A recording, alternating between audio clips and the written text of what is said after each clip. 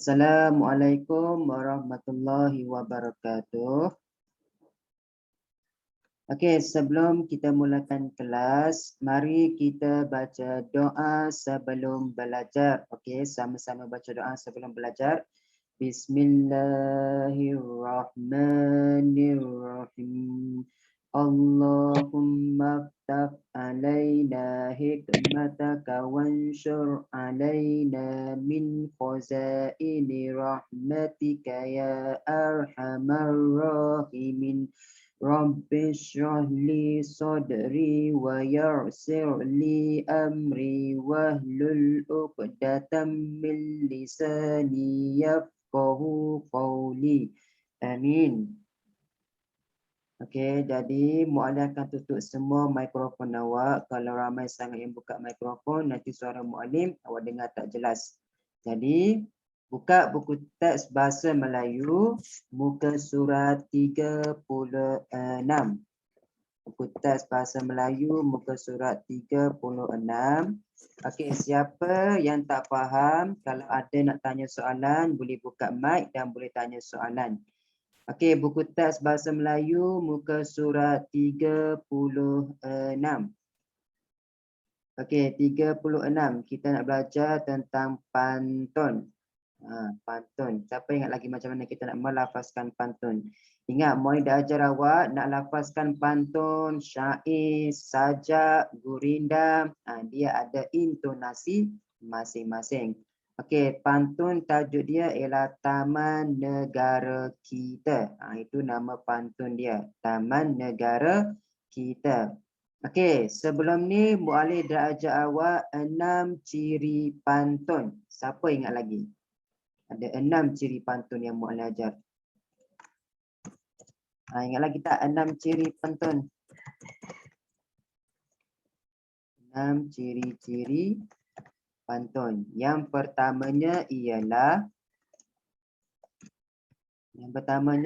kena ada rangkap. Dalam pantun ini ada berapa rangkap semua? Tengok yang pertama. Ini rangkap yang pertama. Ini rangkap yang kedua. Ini rangkap yang ketiga. Dan ini rangkap yang keempat. Jadi pantun Taman Negara Kita ada berapa rangkap? Ada 4 rangkap. Itu yang pertama. Itu ciri-ciri yang pertama. Siapa yang baru masuk buku teks bahasa Melayu muka surat 36. Itu rangkap yang pertama. Jadi pantun ini ada berapa rangkap? 1, 2, 3, 4. Itu yang pertama, ciri yang pertama. Yang kedua, satu rangkap ada berapa baris? 4 baris. Satu rangkap 4 baris. Contoh dia yang ini. Ni 1, 2,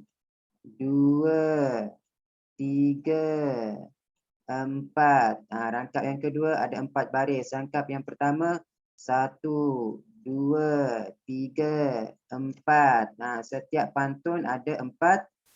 Dalam satu rangkap akan ada 4 baris. 1, 2, 3, 4. Yang ini pun sama. 1, 2, 3, 4. Itu yang kedua.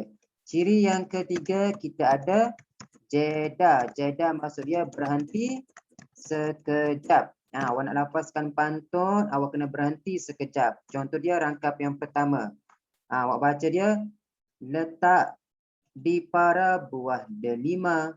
Tengok awak berhenti tu. Maksud dia jeda ni maksud berhenti sekejap. Contoh dia awak berhenti dekat sini. Para. Letak di para buah delima daun ketupat di sisi saudari. Taman negara diberikan nama, jadikan tempat indah lestari. Itu maksud dia jeda, berhenti sekejap. Awak tak boleh baca letak di para buah delima daun ketupat di sisi saudari. Tak boleh, kena ada jeda, berhenti sekejap. Dan yang keempat pula, ciri yang keempat kita ada rima akhir. Kalau rima akhir, baris 1 sama dengan baris 3, baris 2 sama dengan baris 4. Okey, tengok contoh dia. Dalam rangkap yang kedua ni. Tengok, ini baris yang pertama. Baris pertama akan sama dengan baris ketiga. Tengok rima akhir dia. Yang warna biru ni. Gi dan juga gi. Itu maksud dia. Rima akhir. Baris pertama akan sama dengan baris ketiga. Ini baris pertama, ini baris kedua, ini baris ketiga. Baris pertama dia akan sama dengan baris ketiga. Tengok. Gi. Warna biru lah. Dia warna warna biru. Baris pertama gi. Baris ketiga pun gi juga. Yang ni pun sama. Baris pertama ma. Baris ketiga pun ma. Dan baris kedua dia akan sama dengan baris yang keempat. Tengok. Baris kedua saudari. Ri. Sama dengan baris keempat. Ri. Yang pun sama. Baris kedua cair. Air. Air. Air. Itu maksud dia. Rima akhir. Boleh faham setakat ni? Kalau sesiapa tak faham, tak jelas, boleh tanya. Dan ciri yang kelima, kita ada pembayang. Pembayang. Dan ciri yang terakhir sekali, yang keenam, kita ada maksud. Pembayang baris ke-1 dan 2. Maksud baris 3 dan 4. Dalam buku awak ni, dia bagi dah kepada kita ni. Dia bagi dah ni.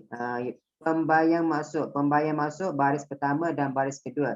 Letak di para buah delima, daun ketupat di sisi saudari. Baris 1, baris 2 ialah maksud pembayang maksud.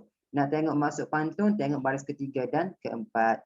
Taman negara diberikan nama, jadikan tempat indah lestari. Itu cara kita membaca maksud pantun. Baris pertama dan kedua. Hilang kejora menjelang pagi, nampak titisan belumlah cair. Taman negara tanahnya tinggi, jadi kawasan tandahan air. Tengok. Yang dia slash ni, ini dipanggil jeda, berhenti seketika.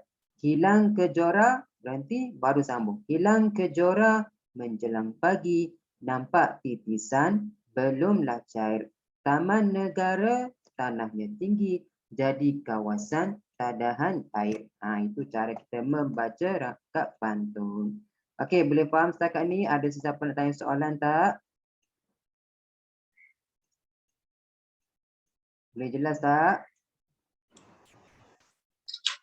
Okey, jadi dalam rangkap pantun ini, tengok rangkap yang ketiga dan rangkap yang keempat. Dia tak siap lagi. Macam mana kita nak tahu, nak tulis jawapan dia? Dekat atas tu dia dah bagi dah jawapan dia. Bahasa mudah, kalau nak lengkapkan pantun ini, tengok. Yang sini kosong, yang bawah ni pun kosong. Jawapan dia ada di atas ni. 1, 2. Kita kena pasti nak letak kat mana. Macam mana nak tahu? Kita tengok pada rima akhir. Rima akhir kita tengok. Baris 1 sama dengan baris yang ketiga. Okey, kita tengok dulu baris yang ni. Tengok, ingat baris yang pertama yang ini akan sama dengan baris ketiga, yang kedua akan sama dengan baris yang keempat. Okey, kita pergi satu persatu dulu. Okey, tengok, ingat baris pertama akan sama dengan baris ketiga. Baris ketiga rima akhir dia gi. Dekat mana dalam sini yang mana? Yang nombor 1 dengan 2 ni yang mana bermula dengan gi? Dan baris kedua akan sama dengan baris keempat. Ya, gi dan ya. Jadi kita kena cari kat sini. Yang sini kena gi. Yang sini kena ya. Jadi yang mana? Gi dan ya.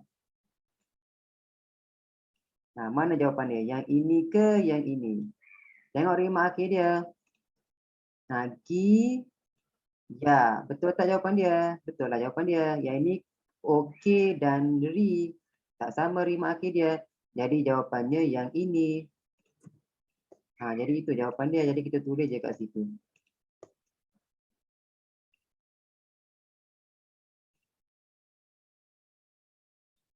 Jadi yang ini kita tulis saja di sini. Pokok bidara di tepi perigi. Koma. Koma dia jangan lupa. Koma. Baris pertama, baris kedua awak kena tulis ke tengah sedikit. Pohon mempelam lebat. Buahnya koma dan titik koma. Ini format kita nak tulis pantun.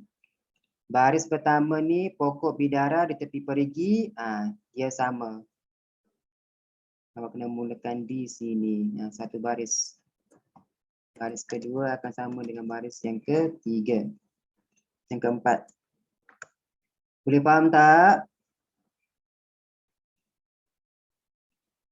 Tengok, baris pertama gi rima akhir dia. Baris pertama akan sama dengan baris ketiga, gi. Baris keempat, ya. Baris ketiga, dua, ya. Baris keempat, ya. Itu rima akhir dia. Jadi itu cara kita menulis pantun. Ingat, awak nak tulis pantun, dia punya format dia macam ni format dia. Ni awak tengok kat tepi ni, Mak Alin tunjukkan. Tengok, pokok bidara. Tengok dekat atas tu. Ingat, yang baris yang pertama kita kena tutup dengan koma. Baris yang kedua titik koma. Baris ketiga koma lagi. Dan baris yang keempat kena titik. Itu format dia. Kena titik. Boleh faham tak format dia? Okey, setakat ni semua faham tak? Ada sesiapa nak tanya soalan tak? Faham. Tak ada. Jadi awak kena ingat rima akhir dia. Nak tahu maksud pantun, nak tahu mana jawapan dia, kena tengok pada rima akhir. Jadi yang ini pun akan jadi di sini. Tengok, baris pertama kena ke tepi. Taman negara, banyak pokok, koma. Dan yang ketiga, ke tengah sedikit, hakisan tanah dapat dihindari titik. Itu format dia.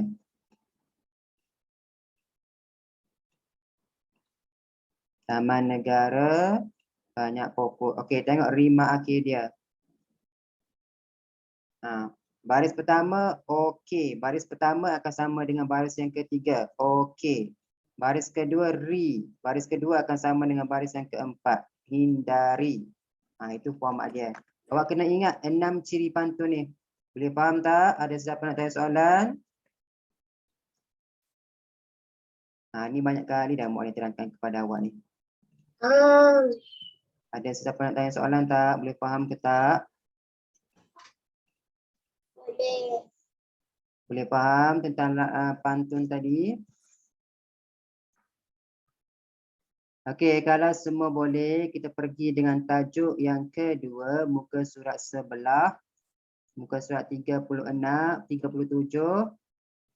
Muka surat 37, kita nak ulang kaji balik tentang ini dipanggil sebagai penjodoh bilangan. Penjodoh bilangan. Siapa ingat lagi apa itu penjodoh bilangan? Penjodoh bilangan. Okey, yang pertama dalam ni dia bagi berapa dekat kita? Dia ada bagi ni sepasang, rumpun, buah, batang, kawan, berkas, deret, bilah, bakul, seekor, botol, utas dekat bawah ni. Jadi kita kena tahu satu persatu penjodoh bilangan ni digunakan untuk apa. Okey, tengok atas sekali tu dia bagi yang pertama sepasang. Gambar burung tengah terbang tu. Kalau penjodoh bilangan sepasang kita gunakan untuk benda yang macam mana? Siapa tahu?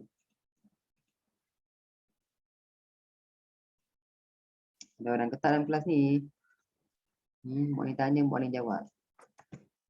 Ya. Hari ini penjodoh bilangan yang pertama dibagi sepasang. Kalau sepasang ni untuk benda yang macam mana?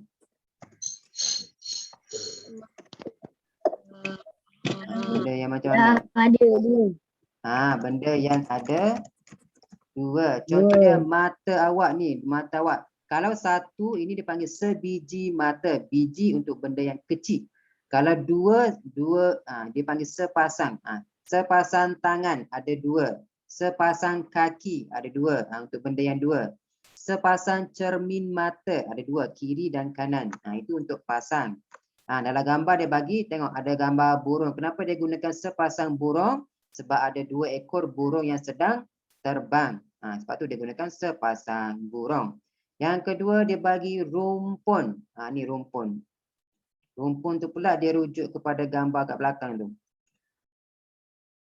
Kenapa dia gunakan rumpun? Siapa tahu rumpun? Tengok gambar belakang ni. Sebab dia ada banyak. Sebab dia ada banyak. Okey, Sebab kalau dia berkumpul. sebab dia apa? Berkumpul. Okey, yang kedua, rumpun ni sebab apa? Rumpun ni untuk benda yang macam mana? Rumpun untuk tumbuhan. Berkumpul. Dia untuk pokok sahaja, tumbuhan yang rapat-rapat. Tumbuhan yang rapat-rapat. Tengok pokok buluh ni, rapat tak betul dia? Tengok dia rapat-rapat sebelah-sebelah je.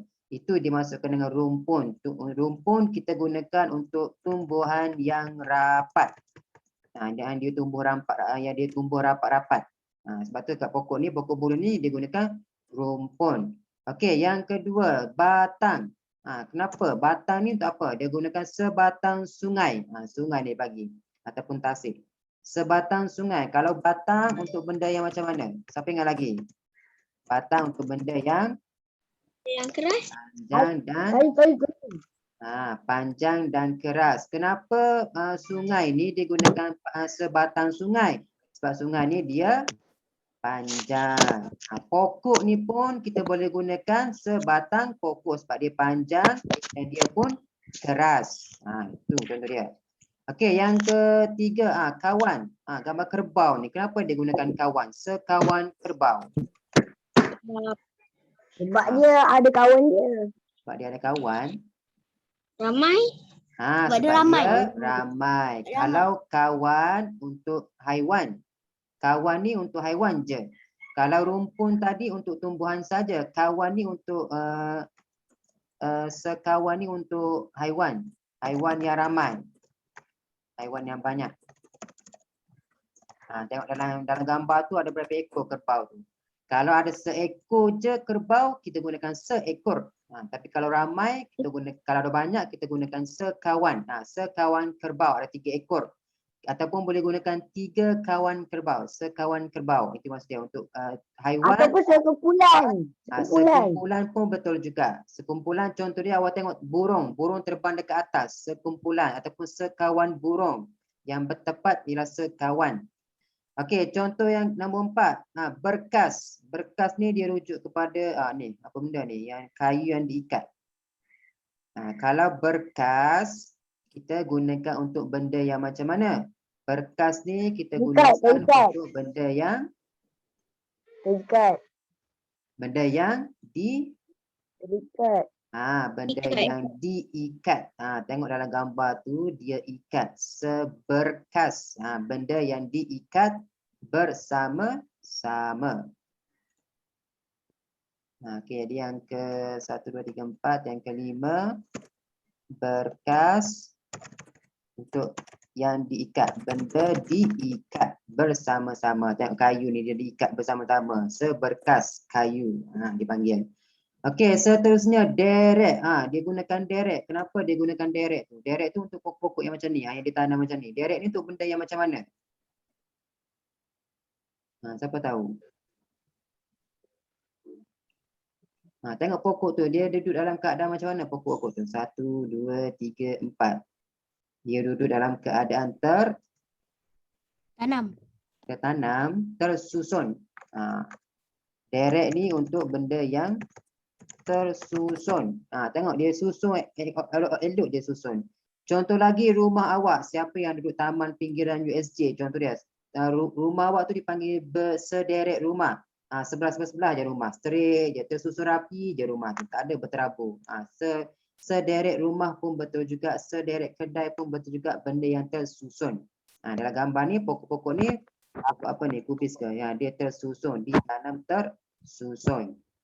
Okey, seterusnya buah. Sebuah digunakan apa ni? Buah untuk apa buah? Siapa ingat lagi buah? Buah untuk benda yang Sebuah pondok, sebuah pondok. sebuah pondok. Untuk benda yang besar, bentuk tak tetap. Benda yang tak tetap, benda besar kita gunakan buah. Sebuah pondok contoh dia. Sebuah apa lagi? Sebuah komputer contoh dia. Sebuah kereta contoh dia. Okey, bilah. Siapa ingat lagi bilah ni? Siapa ingat lagi bilah? Kalau bilah Benda yang tajam, benda yang tajam. benda yang tajam. Ingat lagi. Dia pegang apa tu? Sebilah apa tu? Ni pun kapat pun menggunakan sebilah sebab benda yang tajam. Okey, kalau bakul, ni bakul. Benda yang diisi di dalam bakul. Apa-apa benda yang diisi dalam bakul. Kita gunakan bakul. Sama juga dengan botol yang diisi di dalam botol. Air awak tu diisi dalam botol. Sebotol air. Kalau ekor, ekor ni untuk binatang. Binatang. Apa lagi yang ada? Seutas, siapa ingat lagi? Seutas tali. Seutas ni untuk benda yang ingat lagi tak? Utas. Untuk benda yang macam mana? Bertali. Benda yang bertali. Ingat lagi tak? Utas. Kayu. Seutas kayu. Kayu kan dia tebal, dia panjang. Kalau tebal, panjang, keras, kita gunakan batang. Utas ni untuk benda yang nipis. Batang. Itu tentang penjodoh bilangan. Boleh faham tak? Boleh faham tentang penjodoh bilangan? Ada sesiapa nak tanya soalan? Boleh faham semua? Boleh. Okey, kalau boleh faham, buka buku aktiviti awak, muka surat 42. Mari kita jawab soalan bersama-sama. Kita lengkapkan buku aktiviti ini bersama-sama. Muka surat 42. Ingat, Muallim bagi tahu pantun kita ada 6 ciri. Ingat lagi tak 6 ciri pantun?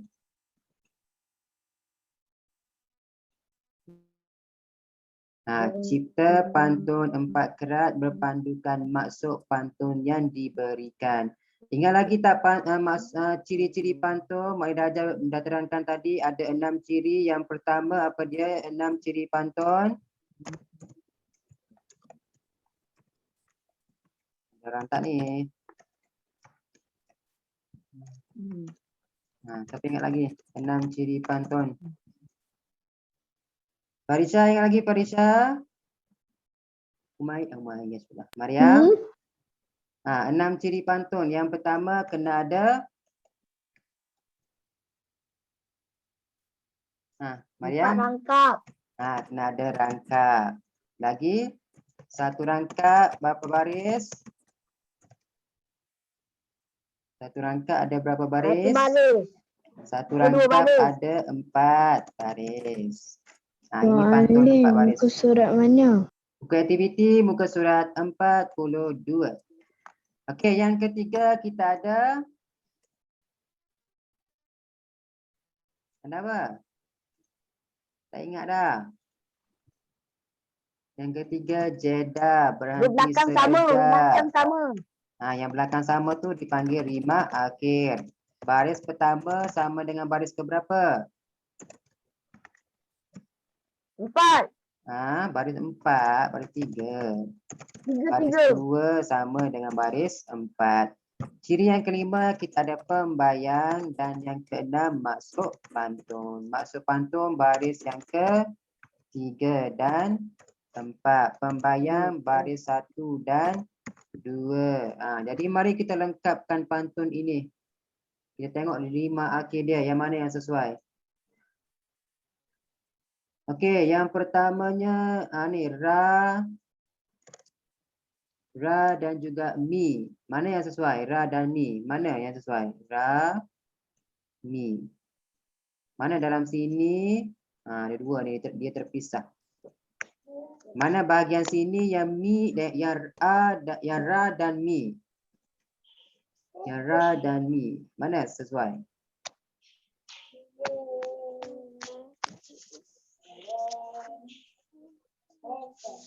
Ra dan mi sama dekat sini. Mi dan juga ra. Jadi yang ini ke sini. Sebelah menyebelah je. Yang ini sama dengan yang sini. Okey, yang kedua. An dan juga am. Mana an dan am?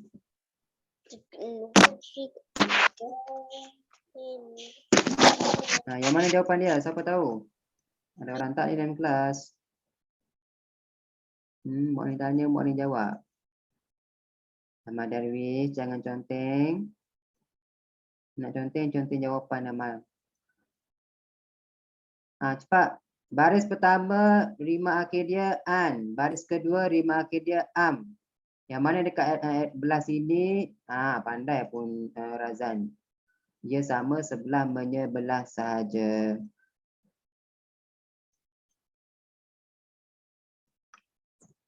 Okey, lagi betul tak kita buat ni? Okey, tengok yang terakhir sekali. An dan ra. Yang mana an dan ra? Cepat, mana an dan ra? Mana jawapan dia? Tengok rima akhir dia. Yang ni ti dan ma. Mana ti dan ma? Yang ni an dan am. Mana an am? Siapa nak conteng tu? Cepat conteng jawapan dia. Apa Ustaz? Cepat. Mana jawapan dia?